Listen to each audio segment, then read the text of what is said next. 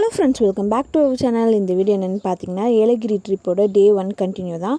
போட்டிங்கெல்லாம் போயிட்டு boat house ஆப்போசிட்லேயே பார்த்தீங்கன்னா ஒரு பார்க் இருக்கும். திரும்பி அந்த பார்க்குக்கு தான் போனோம். லோக்ஷி அங்கே போனோன்னே இந்த காரை விடவே இல்லை. வீட்டிலே இருந்தாலும் சரி அங்கே வந்து ஒரு ரவுண்டு போகணுன்னு சொல்லி ரவுண்டெல்லாம் போயிட்டு வந்துட்டான். இதோட என்ட்ரி ஃபீஸ் பார்த்தீங்கன்னா 15 ருபீஸ் பர் பர்சன் வாங்கினாங்க.